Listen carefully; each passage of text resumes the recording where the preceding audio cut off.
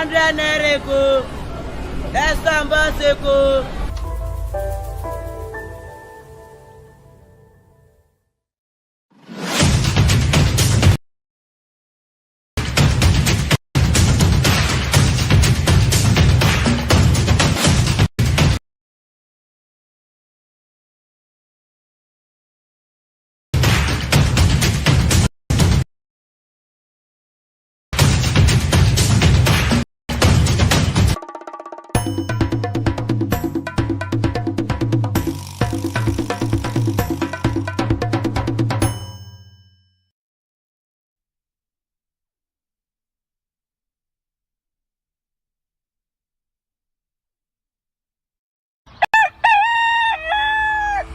Hundred naira eko.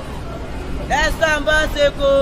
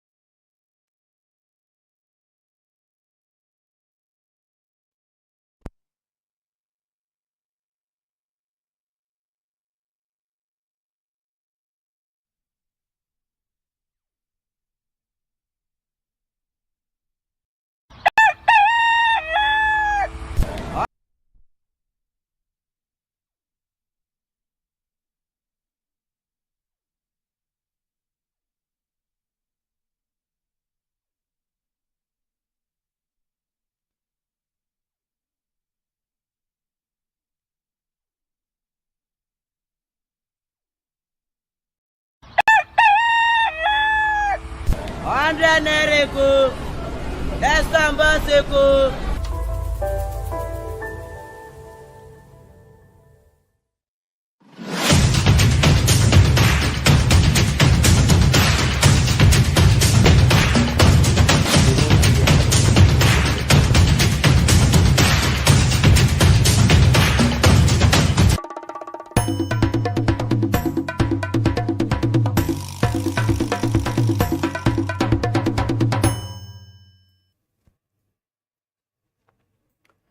All right, it's still Lagos this morning, Lagos, and once again, want to apologize for the bit mix-up there and also the break in transmission. So we apologize. And also another apology is that we were not available yesterday as it is, but we apologize. Hope we're forgiven. Thank you very much. You're welcome. This is Flip TV, and it is Lagos this morning. My name is Ebuka Ezobika, and I'll be doing this alone as Echo 4 is unavoidably absent today. Alright, so welcome to Lagos this morning once again, and I would like to welcome you specially.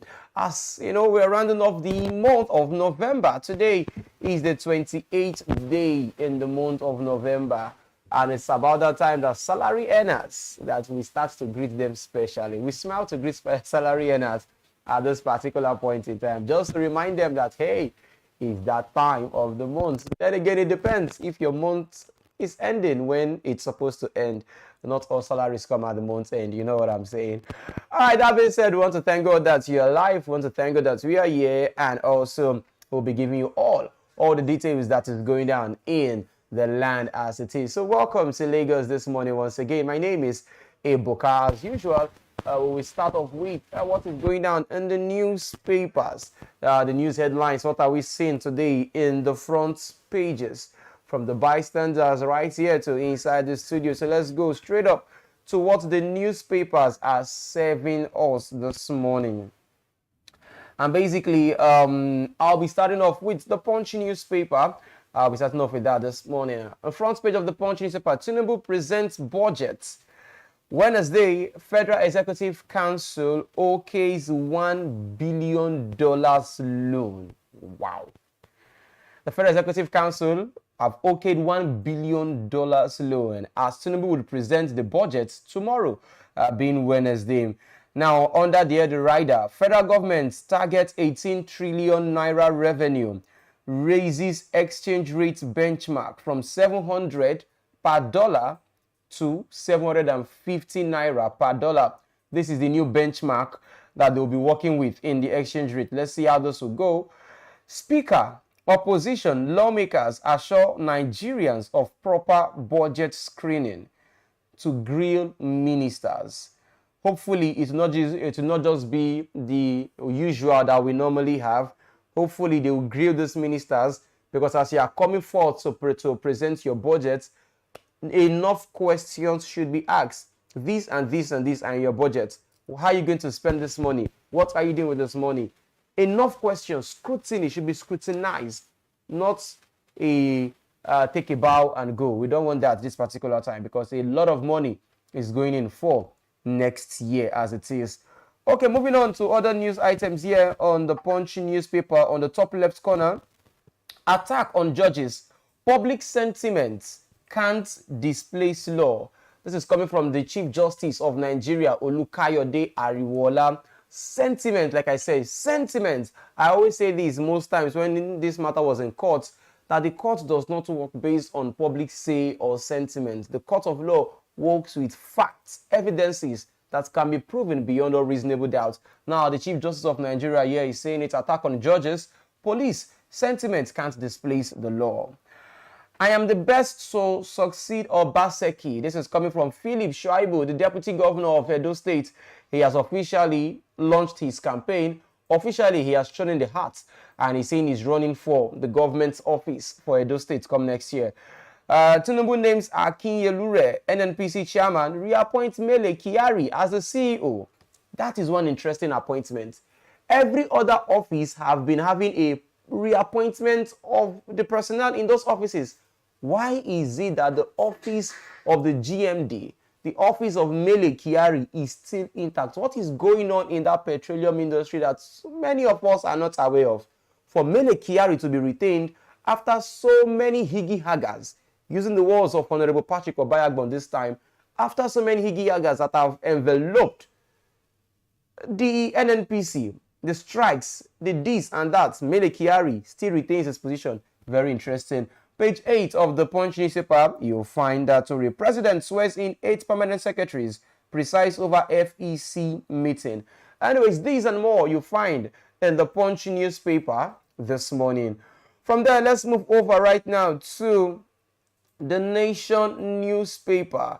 The Nation newspaper. Before I go straight into the Nation newspaper, don't forget, any of these issues that you feel that you want to discuss about, or you want to just have your say, feel free to drop your comment under the comment section, the comment box there. Any of these topical issues on the front pages, feel free. Let me know what you think concerning these issues. Gladys Uyabo, good morning to you too. Thank you very much for staying tuned.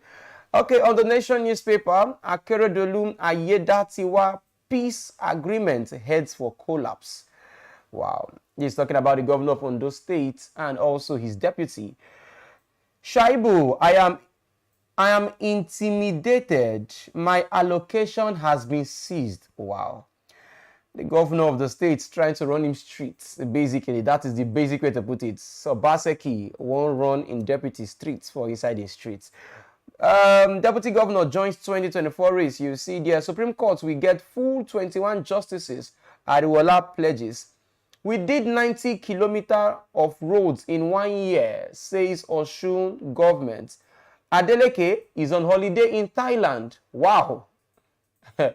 So much to be done in the state, and the governor of the state has gone on holiday in Thailand. Wow. Welcome to Nigeria. We are in this together. Tinubu orders massive fixing of federal roads. Reports bad roads via dedicated phone lines. Okay, I think this is a good one. Let us see. Dedicated phone lines. If you want to know this dedicated phone lines, you have to check in the Nation newspaper. Okay. On the Vanguard this morning, what do we have? We can't replace law with emotions. Sentiment does not have a place in the courts. This is coming from the Chief Justice of Nigeria, CJN. And then down there, ASU, Konua warn government against new universities. says existing ones malnourished. We have lack of lecturers in universities right now. According to what we hear, so many of the lecturers have jackpot. They are out of the country because of lack of pay, poor remuneration. Many of the lecturers have traveled out. The same thing we are having in the health facilities, we are having it right now in schools. And instead of the government to do that, right now we hear that the federal government are trying to see how they can bring up more schools. In fact, I hear 53 federal universities. 53 federal universities. You ask yourself, we have the schools. Where are the lecturers going to come from? If you ask me, you ask the Vanguard newspaper. Page 9, you see that story there. Appeal court judgments. Protest rocks part of Kano concerning the appeal court judgments. Moving on, diversion. NCAA grounds United Nigerian Airlines wet leased aircraft. Okay. Appeal court sacks Kaduna speaker. Others rerun in 5 polling units. The appeal court right now is the aim thing. If you know what, if you know, you know. Judicial decisions can affect FDI. CBN is saying that Tinubu reappoints Mele Kyari as the group CEO of the NNPC. Federal government jerks up 2024 budget to 27.5 trillion naira.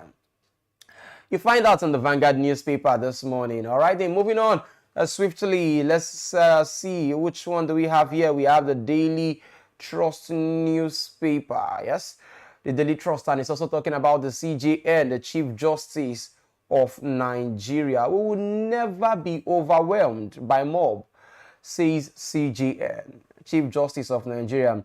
Judges must avoid embarrassing judiciary. Who is talking about this? Yadudu is saying this.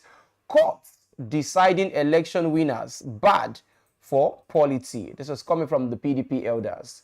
On the top left corner, Federal Executive Council raises 2024 budget as Tinubu presents 27.5 trillion naira budget tomorrow.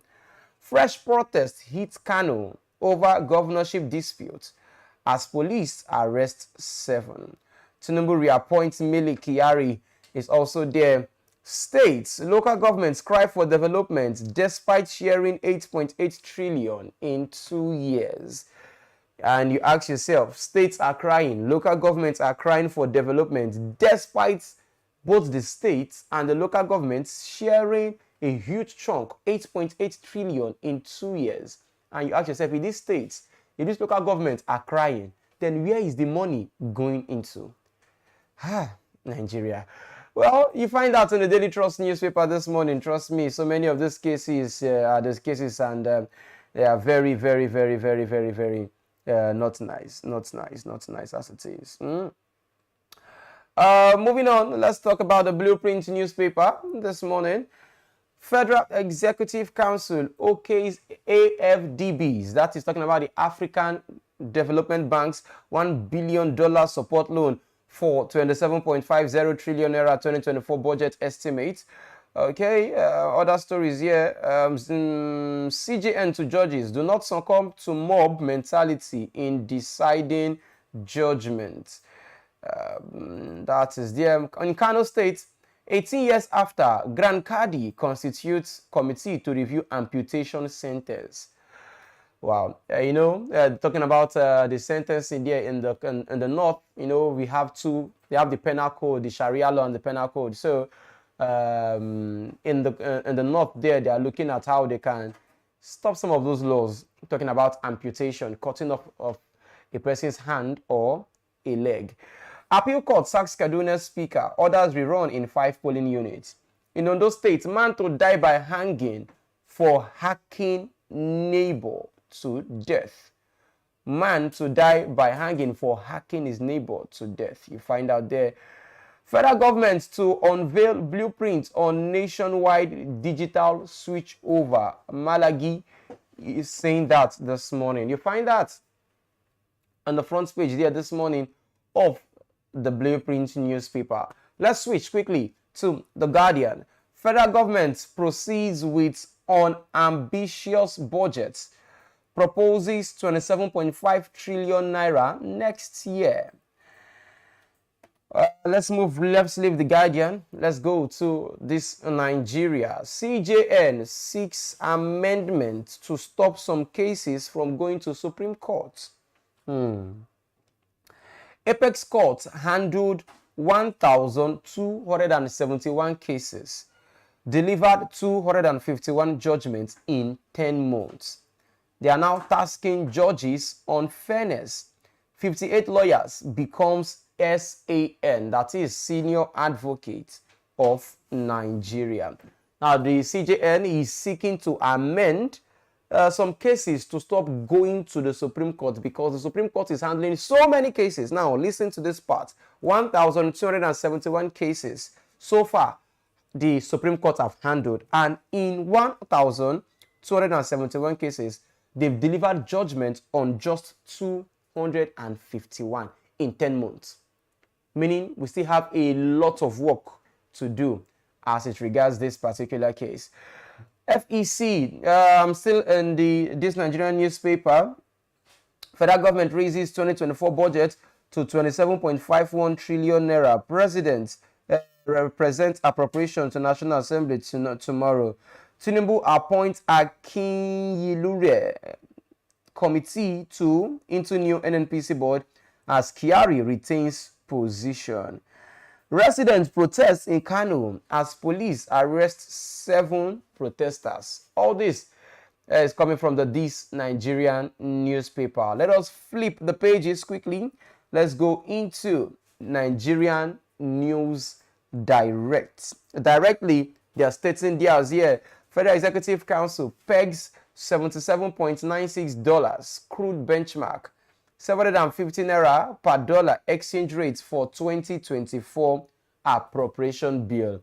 It means any money they will be spending from next year, the benchmark they will be using is 750 naira per dollar for any expenditure the government would be doing. This is the benchmark that has been set by the Federal Executive Council.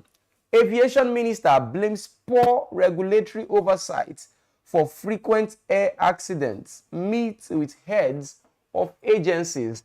Recently, we had a plane that was supposed to land in Abuja that took off from Lagos, landed in Asaba. You heard me right. The plane was supposed to took off from Lagos with its final destination being to be Abuja. But instead of the plane landing in Abuja, the plane landed in Asaba. It was when passengers alighted from the plane, they discovered they were in Asaba and not in Abuja. Although the airport authorities come out to say they landed there because of poor weather conditions and visibility, but the passengers are saying there was nothing like that. So the aviation minister had to call for an urgent meeting yesterday to address these issues. Moving on to other issues, ladies and gentlemen, Edo 2024. I have been pressed but not crushed, persecuted but not abandoned. This is the song of the governor or the deputy governor of Edo State, Shuaibu. Yes, it's a popular song. I think it's sung by the women of faith. Pressed but not abandoned, crushed down but not destroyed. Yeah, that's the song. Yes, that's the Edo State deputy governor is singing right now. He said, I have been oppressed, but I'm not crushed. I have been persecuted, but I have not been abandoned. It's the song of the deputy governor of Edo State, Philip Shuaibu, that is coming out to contest for the governorship position in Edo State. Despite police ban, protest rocks Kano over appeal court judgment. You find that in the News Direct newspaper this morning.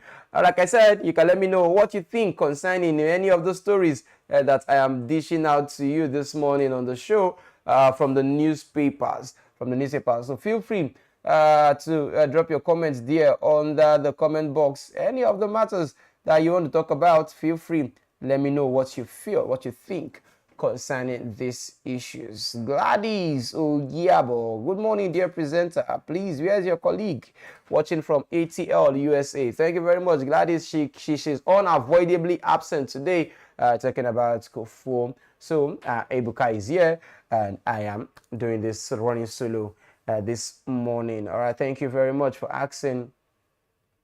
On the first newspaper, that is where I'm going to right now. Tinubu's intervention suffers setback as plots to declare Ayedatiwa acting governor thickens.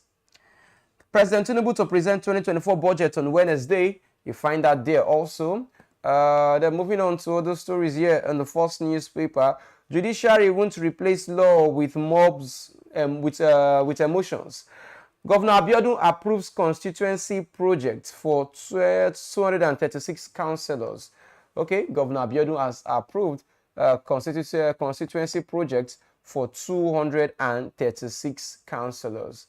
19 years after, my university is not my varsity not yet standing. Atiku laments.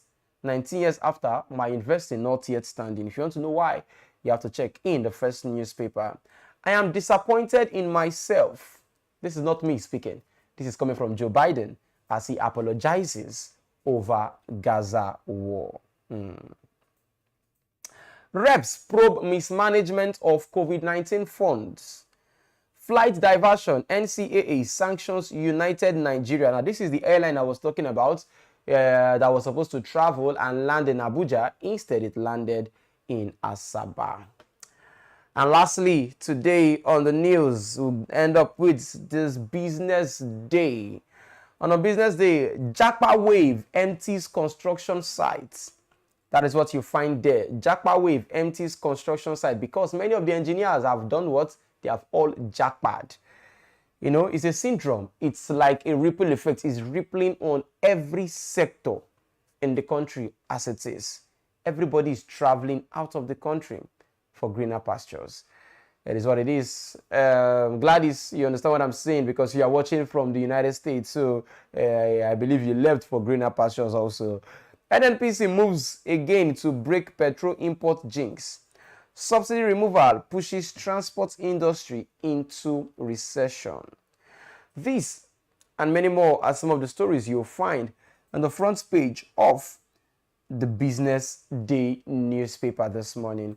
All right, so this is the stories that we have on the front pages this morning.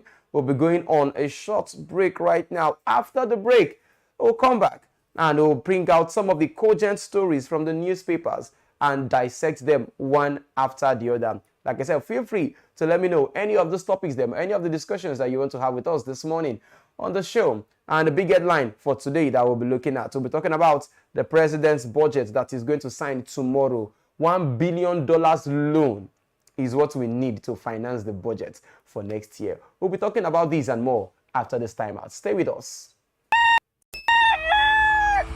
100 naira ko, Estambo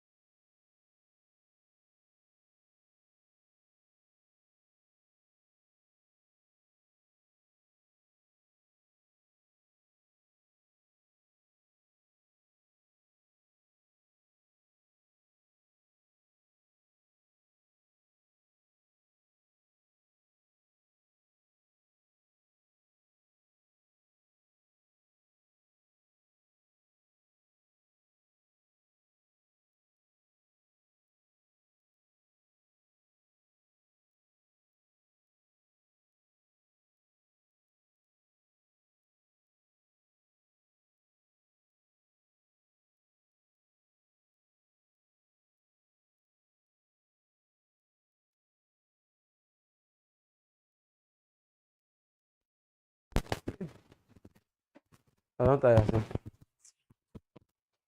Celeb, I don't finish.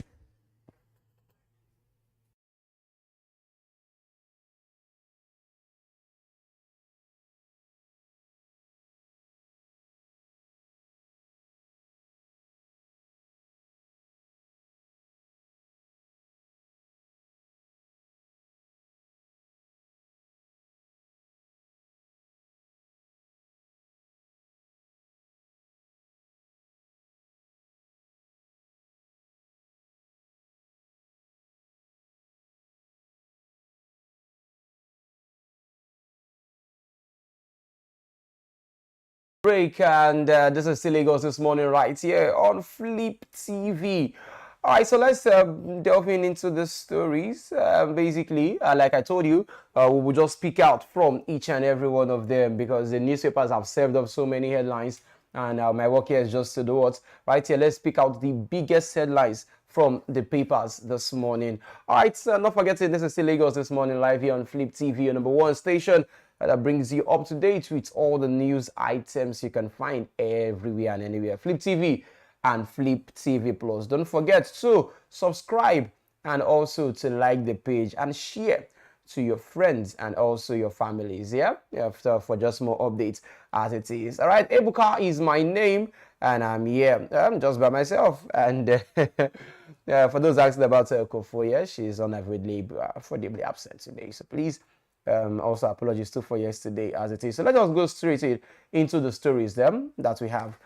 Tinubu presents budget on Wednesday. Federal Executive Council okays $1 billion. Now that is the first story we'll be looking at today. And we'll also be looking at 433 foreign trained doctors fail MDCN qualifying exam.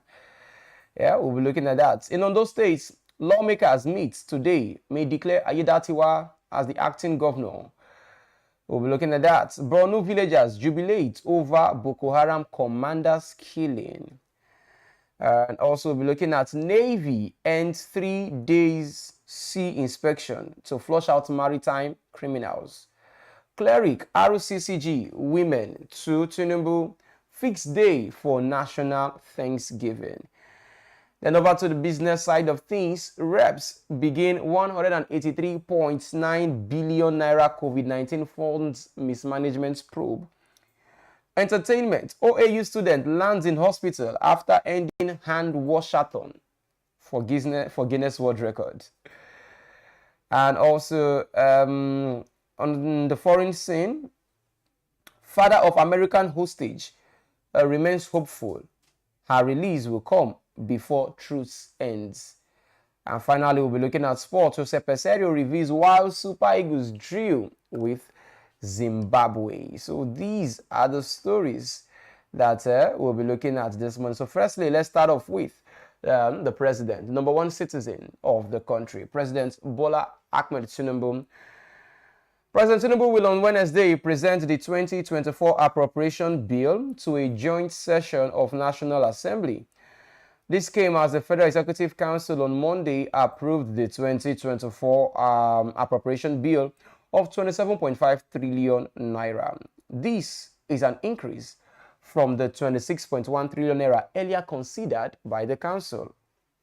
The Minister of Budget and Economic Planning, Abubakar Bagudu, disclosed the approval to State House correspondents after the close of the FEC's weekly meeting presided over by Bola Tinubu at the Aso Rock Villa. Now, while disclosing that the federal government is projecting 18 trillion naira revenue for the 2024 fiscal year, Bagudu said further details of the appropriation bill would be released when the president presents it to a joint session of the National Assembly on Wednesday. Now, look at the money. So much money. 1.7 is so much. Over $1 billion. Over $1 billion as it is on loan. Now, we'll talk about this basically later on the show. Ondo lawmakers meet today may declare Ayedatiwa as acting governor. Now, after the peace meeting with President Bola Tinubu in Abuja on Friday, members of the Ondo State House of Assembly will today meet to discuss the polity in the state. Now, a source in the assembly said one of the major issues of the assembly's agenda for today's plenary was the consideration of whether or not to declare the state's deputy governor Lucky Ayedatiwa as the acting governor following the long absence of Governor Rotimi Akeredolu. Now, we all know that Rotimi Akeredolu has been out on medical trips. He has been out based on his body is not feeling too well. He has not really been fine for quite a number of time. He handed over power to the deputy governor. Right now, he's back in the country, but since he came back to the country, he has not visited the state. The governor has been operating as governor of the state from Ibadan, that's from Oyo State. He has been there for over 3 months, right? Over 2 to 3 months, going to 3 months right now. People have been going from Ondo, from Akure, down to Oyo to visit their own governor. So you're now asking the question, why is the governor operating from another state? Why can't he visit his own state? There's been this loggerhead between himself and the deputy governor. Issues have been going. Even the president had to interfere on Friday and say, let status quo remain. But right now, the matter is that people are saying, well, since you can't come to the states, let's just make the governor, the deputy governor, Lucky Ayedatiwa, the acting governor of the state. Yes, the two of them have not been on good terms. They have been on loggerheads between each other. The president has intervened, but then the lawmakers are saying, we are going to meet today and are going to have a final decision. Those in favor of Lucky Ayedatiwa to be announced as the acting governor say aye. Those against say nay. At the end of today, we will know whether the ayes or the nays would have it. That's basically what it is in that particular story. Let's move on right now. Let's talk about other stories. Let's go to Borno State. That is where we'll be going to right now. We're talking about Borno. Villagers in Borno are jubilating. Yes, no, not jubilating right there. Yes, they're jubilating. One of the existing most notorious Boko Haram commanders, his name is Abu Assad, has been killed at the Mandara Hills axis of Borno State. Abu Assad, according to reports, was killed with scores of his combatants at Tungushe in air raid by the air component of Operation Hadinkai Theater Command between midnight of Saturday and early morning on Sunday. Locals in Mandara Hills and Goza jubilated as the Nigerian Air Force announced the elimination of the notorious Boko Haram commander at Tongeshe, Mandara Hill. Very good, very, very much welcome news. At least it will serve as a sigh of relief for people staying in that particular environment, knowing fully well that, hey, that this has been done. This really, really has been done. It has been something that has been bothering many people because, you know, the Boko Haram thing has become a huge, huge something in the country right now. And finally, this is happening. This is happening. And it's a good news. At least the people will heave a sigh or breathe a sigh of relief as it is in Borno State. Hey, Buka, where is my friend again today? Emma Samuel. Oh, she's unavoidably absent. I've said this time and time again now. I'm not involved. Please, I'm not involved. Emma Samuel, thank you very much. Yes, it's not my fault this time.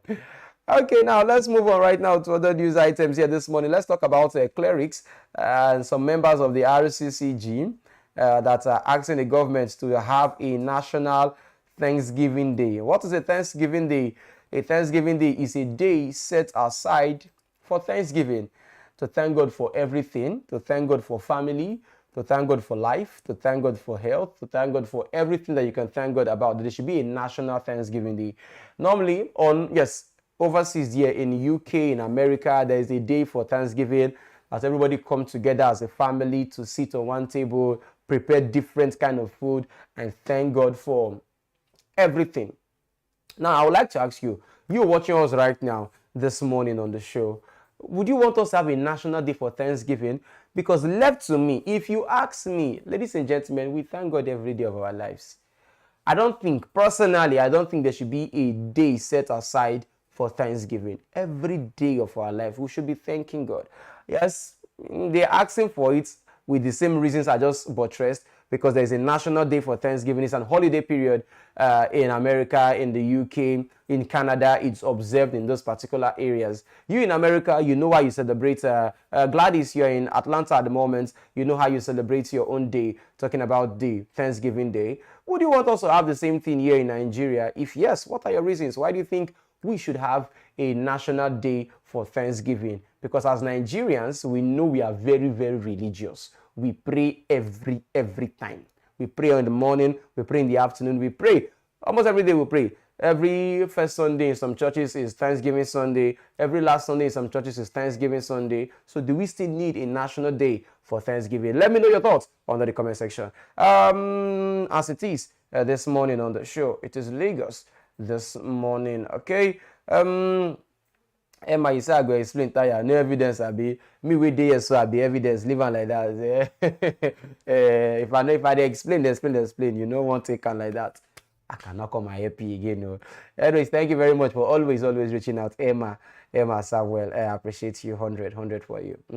All right, let's move on right now. Let's talk about let's go back to the business side of things, ladies and gentlemen. This morning, let's talk about business. And on business, we have stories here concerning the House of Reps there this morning, as investigation have started, and it's something that has been on the front burners, and people have been really basically interested in this particular issue concerning the House of Reps and some monies that were being meant for COVID-19 that has been mismanaged, basically.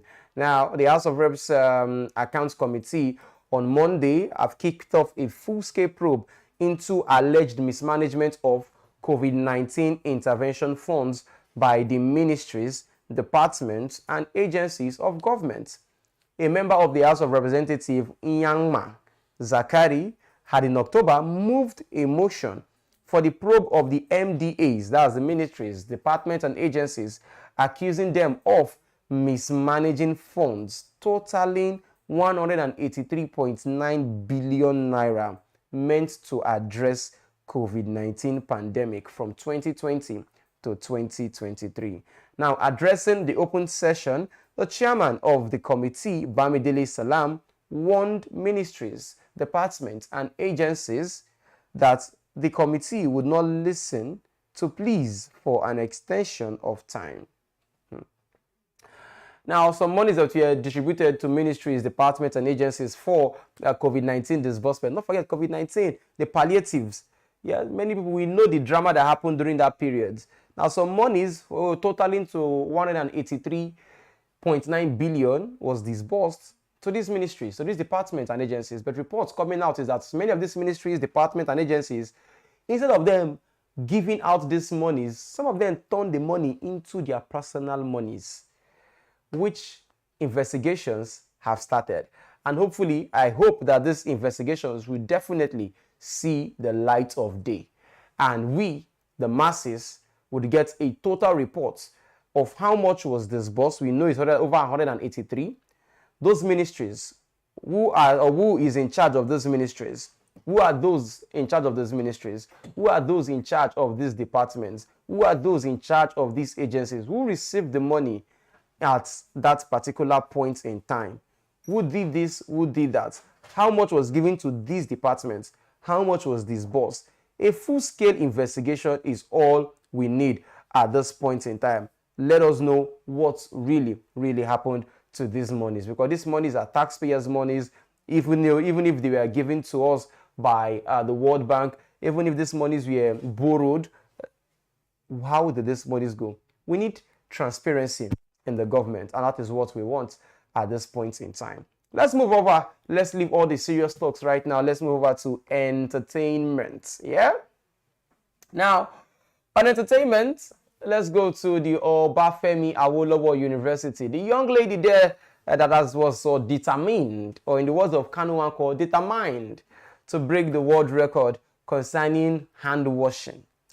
A 200-level student of the Obafemi Awolowo University, Ile-Ife in Osun State, Suber Eniton, early midnight on Monday completed 58 hours of hand wash-a-thon. This is in a bid to set a record for the longest hand cloth washing by an individual after applying to the Guinness World Record for the task last June. Now, she began the quest on Friday afternoon at the Student Union Building Motor Park inside the university campus, with thousands of students rallying around her to support as usual. Various students, artists, and university officials also paid solidarity visits to the task pavilion to cheer her to victory.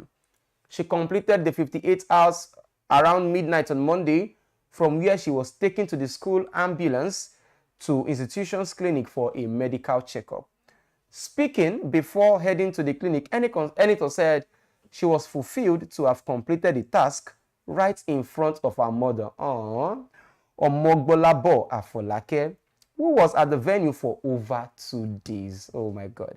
Now, quoting her, "I am very fulfilled to have completed the task right in front of my mom, friends, and colleagues who thronged this venue to show love and support for my ambition." That was what she said, basically. And I'm so much happy for her. I'm so much excited. But then you will see the effects. If you see the pictures on her hand is already fading off, it's already getting white. Because, man, if you put your hand in chemical, you know the detergent she is using to wash these clothes, the detergent she is using to do these things are basically chemical substances. That's what she is using for these things she's doing. So her hand basically is suffering from the chemicals effects. So hopefully after recovery, her hand will be back to normal. And we want Guinness, the world record, do the needful. Now, a Nigerian man also some days ago broke the world record for the cookathon again. After Hilda Bassi, the Irish guy, also broke the record. We have a Nigerian person that has broken that record, and till now, Guinness are yet to confirm to us. Guinness, what's really going on with Nigerians' record? Like, when the Irish guy did his own record, almost immediately, you guys announced it everywhere. Yeah, it was everywhere. It is now Nigerian's turn for you guys to announce it. You guys are doing step back like Michael Jackson moonwalk. Please, what is good for the goose should be good for Uganda. If you can do it for the Irish guy, the same too should be applied to Nigerians. So why is that it comes to Nigerian's turn, it gets like this? Even before Hilda Bassi's record was finally recognized, it took days before Hilda Bassi's record. In fact, some people started their own before you guys really announced Hilda Bassi's record.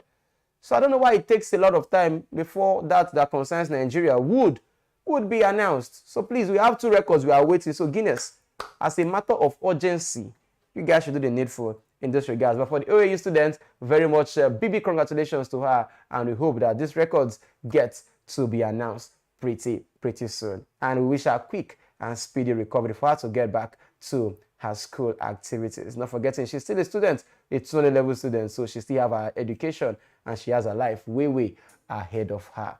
All right, let's move on to other stories now. Let's touch on a bit of foreign news this morning. Yeah, let's go to overseas and talk about the child that was kidnapped, and his father, or the father, is already basically anticipating that very soon that the child would be released as it is. Let's look at that particular story now. Father of American hostage remains hopeful that her release will come before the truce ends. This is talking about what is going on between the Hamas and also Israel. And I'm really happy that this period right now we'll be seeing a bit of discussions coming in between the two nations, between the two fighting bodies there, and the ceasefire has come. So right now, people are going front and back, exchanges are happening between hostages, and we just want a peaceful end to this war. This conflict has killed over 2,000 people already dead in this war going on, and the father of an American hostage is still remaining hopeful that her release will come before the truce ends, and we stand together with you in this issue. Yeah. All right, from foreign now, let's go over to sports. Sports this morning as it is. Now, talking about sports, we talk about the coach of the Super Eagles of Nigeria, Jose Fineboy Peserio. Now, Peserio reveals why Super Eagles drew with Zimbabwe. Finally, he has spoken. The head coach of the Super Eagles of Nigeria, Jose Peseiro, has blamed the players' failure to exhibit the right amount of energy for his team's disappointing 1-1 draw with Zimbabwe. Jose Peseiro led his team to Rwanda to take on Zimbabwe in the second 2026 World Cup qualifiers, and to the dismay of many football enthusiasts, the game ended in a 1-1 draw. Just like the first game in 2026 World Cup qualifiers between Nigeria and Lesotho, Zimbabwe scored the match opener before the Super Eagles fought back for the equalizer. In reaction to Super Eagles' performance, the coach stressed that his team lost so much energy due to their flight from Nigeria to Rwanda.